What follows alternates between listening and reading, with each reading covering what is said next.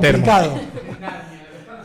Bueno, el fin de semana se dio al final la cumbre en Alaska entre Donald Trump y Vladimir Putin, que Vladimir Putin fue rápido con sus declaraciones y en la cumbre le dijo qué es lo que aspira a tener por parte de Ucrania y por parte inclusive de la Comunidad Europea. Hay 5 puntos claves que fue lo que le pidió Putin para que el conflicto llegue a su fin. Una es que Ucrania debe retirarse completamente de las regiones de Donetsk y Lugansk a cambio de que Rusia le propone salir de Zaporilla y de Kherson, ¿sí? Ya lo habíamos hablado, hay un mapita ahí en la nota, si quieres, Produ, lo vemos, de esta zona que ya tiene ocupada Rusia. E inclusive no tiene totalmente ocupada la zona del Donbass, que son estas 2 regiones de Lugansk y Donetsk. Bueno, Donetsk está muy cerca de ser ocupada totalmente y Lugansk tiene un poquito más de avance. Ha empezado a acelerar, porque claro, como no ha llegado el fin de la negociación, ni siquiera hay un cese al fuego. Bueno, lo que está haciendo Rusia como estrategia es avanzar lo que más pueda, ¿sí? Para poder después tener mejores condiciones de negociación en términos territoriales. Bueno, este mapa es lo que ofrecería Rusia, pero hay que pensar de que Rusia no solamente tiene ocupado lo que está en color naranja, sino que también tiene ocupado la gran parte de Zaporilla y Kherson, que están al lado de Crimea de la península, que ya tiene desde el 2014. Bueno, esta sería la concesión de Rusia de decirle a Ucrania: este territorio es el que yo deseo. ¿Por qué lo desea? Es más una demanda en términos existenciales. ¿Por qué? Porque en esa zona del Donbass, inclusive en Zaporilla y Kherson, lo que existe es una gran comunidad rusófona, con lo cual vos también ahí tenés una demanda de gente que por medio de un referéndum decidió ser rusa y ese referéndum no fue aceptado o homologado por el gobierno ucraniano y generó toda la situación, ¿no?, que estamos viendo desde el 2022, también a raíz de que Ucrania, arremetiendo contra la comunidad rusófona en el Donbass, no solamente hace eso, sino que también amenaza a Rusia de que va a ingresar en la OTAN y en la Comunidad Europea, y ahí es donde se desencadena el conflicto. Pero hay que pensar de que las demandas de Rusia no parecen tan alocadas si te pones a pensar de que es una comunidad, es una región con una comunidad rusófona muy grande. Bueno, Rusia estaría dispuesta a devolver esas minúsculas partes de territorio, que es lo que ya tiene ocupado, digamos, pero por esta zona del Donetsk, porque también es muy importante, a raíz de que hay una gran infraestructura militar y civil que le permitía a Rusia a Ucrania defenderse de Rusia, y hoy, si eso lo tiene Putin de su lado en términos territoriales, le quedaría un poco más complicado en un futuro a Ucrania poder encontrar una nueva forma de volver a construir esa fortificación en defensa que sí tiene en esa zona del Donbass. Bueno, Moscú exige que la zona de Crimea, que es esta península, sea reconocida oficialmente. Recordemos que es una zona en disputa que ocupó desde el 2014 y que prácticamente sabemos que ya es un territorio ruso, pero no está reconocido oficialmente.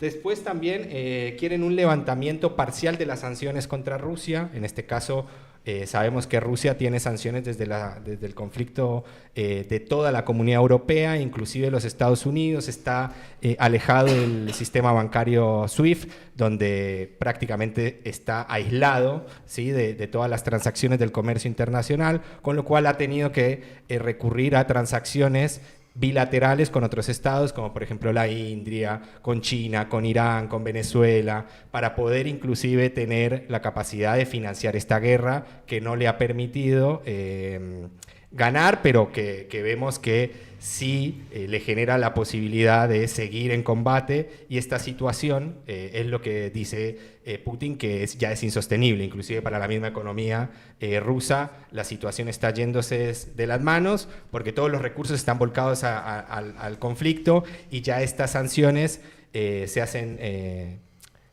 muy complicadas para sostener el conflicto, con lo cual inclusive Putin me parece que aspira a seguir cediendo cuestiones territoriales para que pueda salir a flote la economía de Rusia. Y después se debe impedir en Ucrania la total adhesión de la OTAN. Se tienen que olvidar de eso.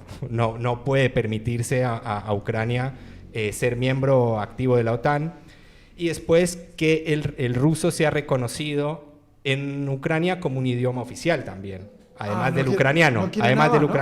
¿Por qué? Porque Ucrania lo había catalogado como un idioma no oficial, inclusive perseguido, y lo habían sacado de las escuelas y de la administración pública. Recordemos de nuevo, en esa zona había una gran cantidad de rusófonos, donde era una parte importante esta situación del idioma, y fue totalmente descartada por Zelensky, que también generó la ira de Putin. Bueno, esta vez las conversaciones dieron a buen término, lo recibió Trump, ¿no? Inclusive le mostró el bombardero B-2 que pasó por los cielos de Irán y metieron estas bombas en el plan nuclear iraní. Mostró su avión, pasó por encima de ellos dos y Putin se quedó sorprendido. No sé si lo tomaba como una amenaza, una advertencia o qué, pero si le dijo, te voy a agarrar con esto. Mira mi juguete nuevo. Claro, mira lo que tengo. Mira mi juguete nuevo. Juguetito que me compré. Y bueno, claramente la reunión fue, yo creo, mucho más beneficiosa para Putin, en el sentido en que le dice a la Comunidad Europea: ustedes no están acá, el que está soy yo. Pero la Comunidad Europea no se quedó atrás. ¿Por qué? Porque el lunes, después del fin de semana de la reunión de la bilateral entre Putin y Trump, se reunieron esta vez en el Salón Oval, en la Casa Blanca. Trump con Zelensky lo recibió al presidente ucraniano y a los líderes de la Comunidad Europea. Bueno, ¿qué pasó? Hay una imagen ahí, si la podemos ver. Sí, la vi. Totalmente. Me están llamando para un examen, boludo, ¿viste? Totalmente. Entregados. Entregados. Los líderes europeos, ahí podemos ver a Macron, Ursula von der Leyen, que es la presidenta de la Comunidad Europea. Podemos ver a Giorgia Meloni, a. ¿Cómo se llama el primer ministro? Starmer, el primer ministro, el canciller alemán también.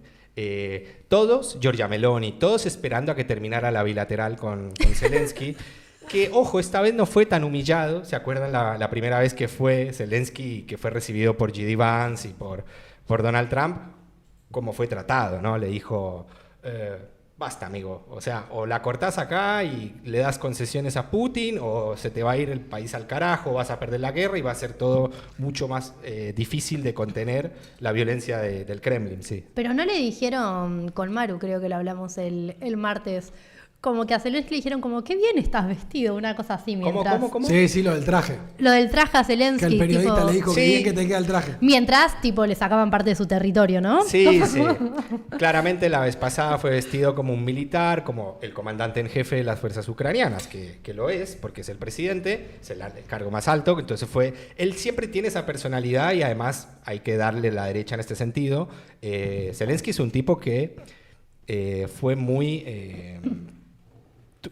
tuvo un prejuicio muy grande. ¿Por qué? Porque es un tipo que es un outsider como Milei, que viene de la comedia, es un actor que llegó al gobierno de Ucrania también como un voto protesta, ¿no?, en contra de la corrupción política de Ucrania, que es terriblemente alta.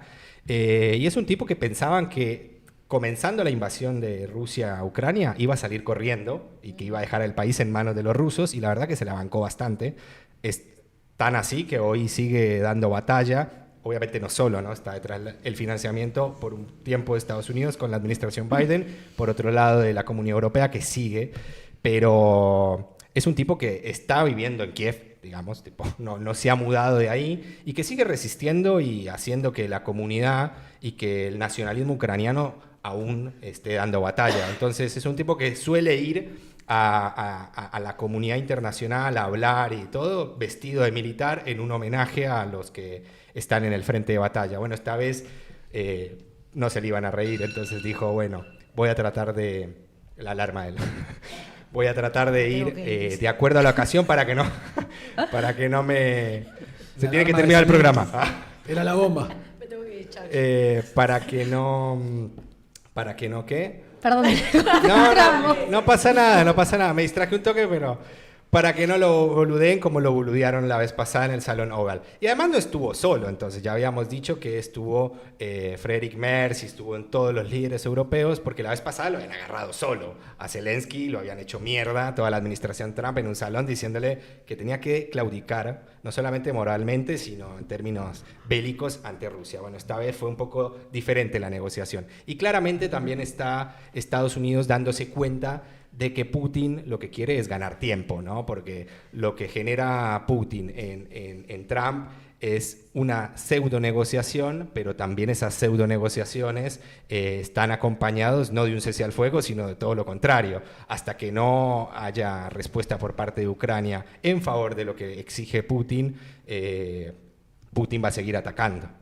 Entonces, se le complicó un poco la situación ya a la Comunidad Europea, que había visto un poco luz al final del túnel, porque también lo que dice Ursula von der Leyen, que es la presidenta de la Comunidad Europea, es que esto no es solamente una cuestión ucraniana, sino que es una cuestión europea, ¿no? Porque, así como lo venimos diciendo, lo que pasa con Ucrania es no solamente una amenaza para el país ucraniano, sino para toda Europa, porque si viene Ucrania, después puede venir Rumania, puede venir Moldavia, puede venir todo lo que viene. Mira lo que puedo hacer. Polonia, es como el TEC.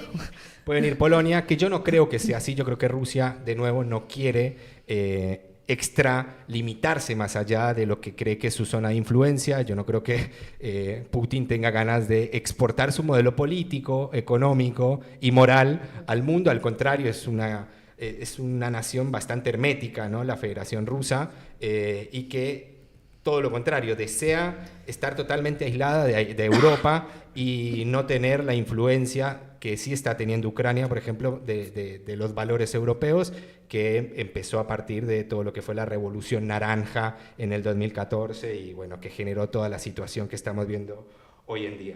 Bueno, ¿qué le propuso hoy, hace unas horas, Sergei Lavrov, que es el vocero en relaciones internacionales de Rusia? Le dijo: no solamente vamos a pedir esto, ¿sí?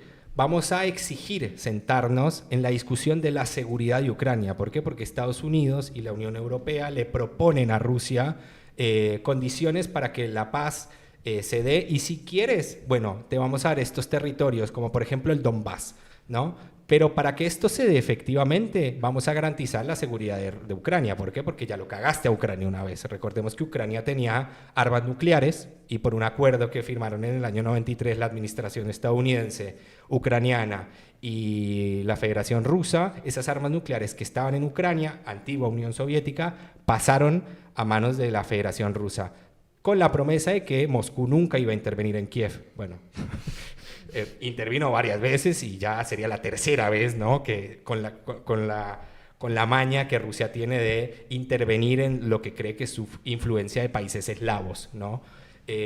Bueno, ¿qué le propuso la administración Trump a Putin? Tropas en Ucrania no pueden haber, tropas europeas. Lo que sí podemos hacer es, ¿viste el artículo 5 de la OTAN? Donde dice que si una de las naciones pertenecientes a la Organización del Tratado del Atlántico Norte es atacada por una nación externa al Tratado de la OTAN, bueno, todas salen en su defensa.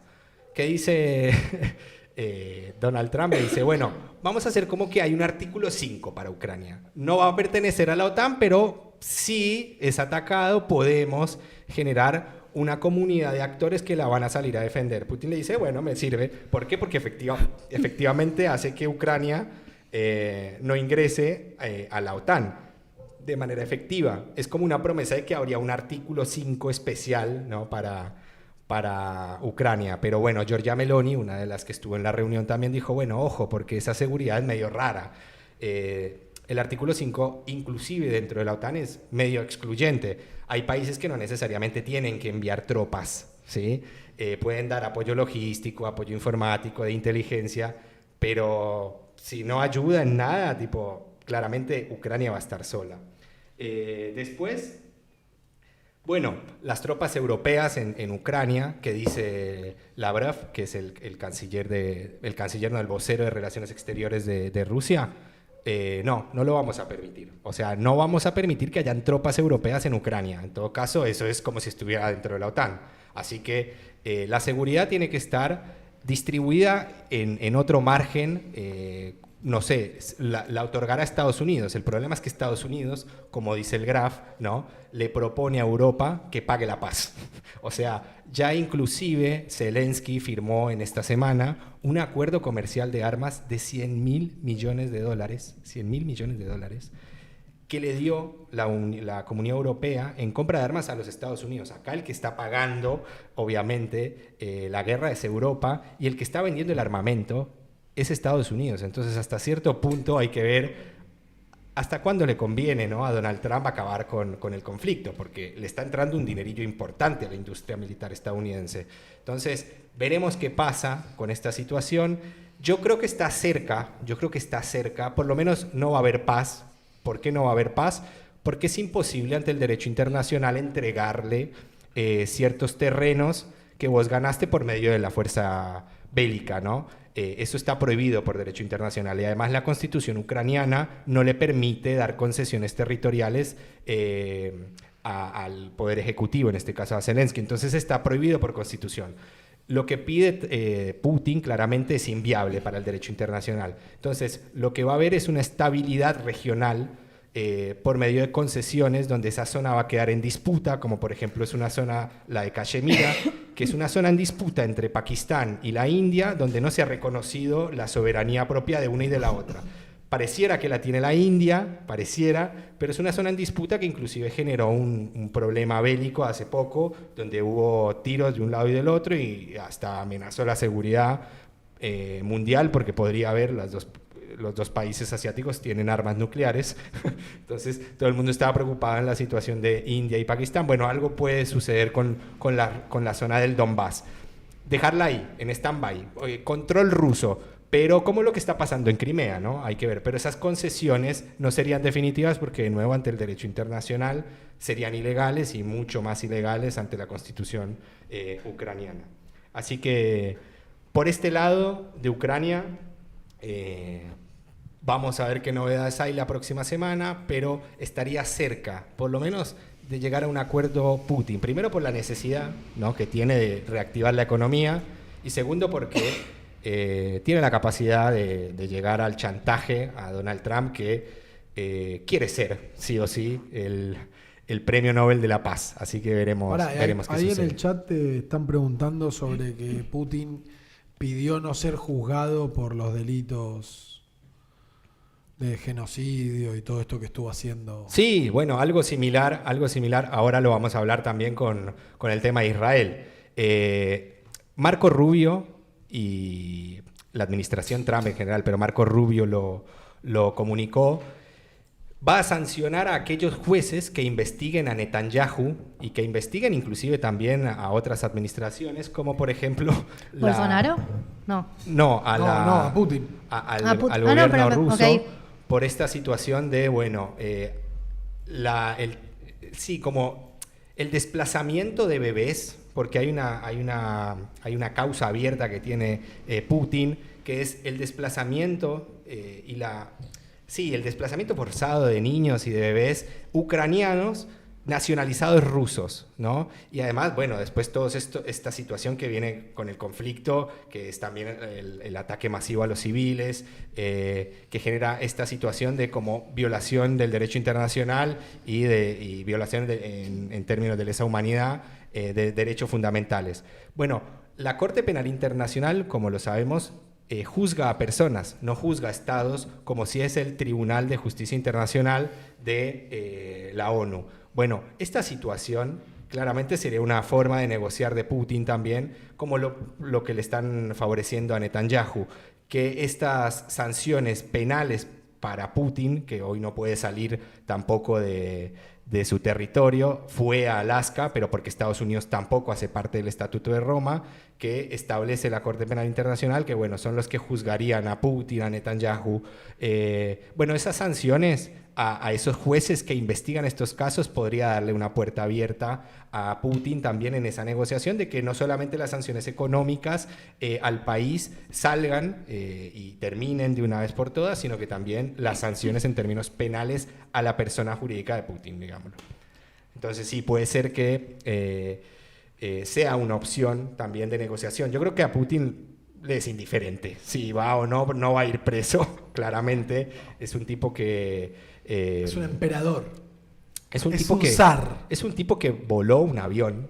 Tipo, las fuerzas federales rusas volaron un avión de Azerbaiyán porque pensaron que era un avión vinculado a un ataque militar, un ataque... Por prevención, volaron ese avión. Le metieron un misilazo. Tipo. Murieron Pregunta. 100 y pico de personas. Sí. Porque yo lo de recién lo había asociado, no sé, me quedé pensando en Bolsonaro tipo y Trump, Sí. diciendo como que no sea enjuiciado por golpe de Estado, no sé, hice como ese linkeo mental.